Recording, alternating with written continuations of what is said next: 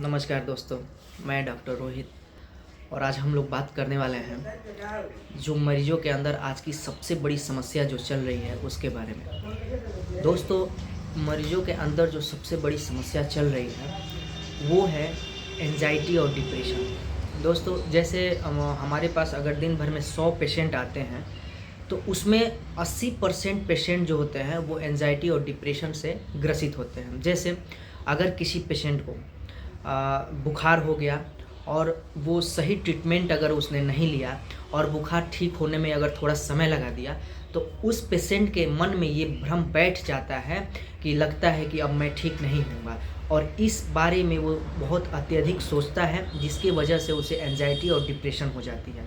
जिसके वजह से कभी उसका धड़कन का बढ़ जाना, कभी सांस लेने में दिक्कत होना, कभी शरीर में कंपन होना। तो इस टाइप के पेशेंट हमारे पास आजकल बहुत ज़्यादा ही बढ़ चुके हैं।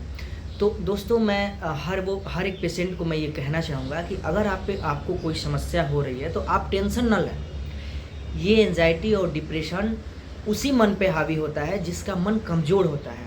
हमेशा अपने आप को बिजी रखें, किसी काम में हमेशा मन लगा कर रखें। ये दिमाग को ये सोचने का मौका ही न दें कि तुमको ये हुआ है और तुम्हारा ये रोग ठीक नहीं हो सकता है। कुछ ऐसा सोचने का इस दिमाग को मौका ही न दें। दोस्तों, मेरे पास करीब दिन भर में 100 पेशेंट आते हैं, जिसमें 80% पेशेंट किसी दूसरे बीमारी से ग्रसित होते हैं और उन्हें सही ट्रीटमेंट नहीं मिल पाता है। इस वजह से वो एंजाइटी और डिप्रेशन के शिकार हो जाते हैं।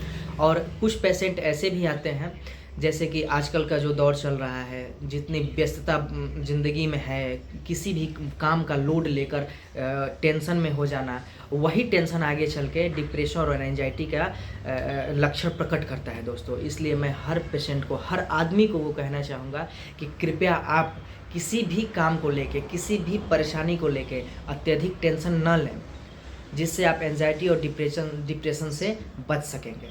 धन्यवाद दोस्तों।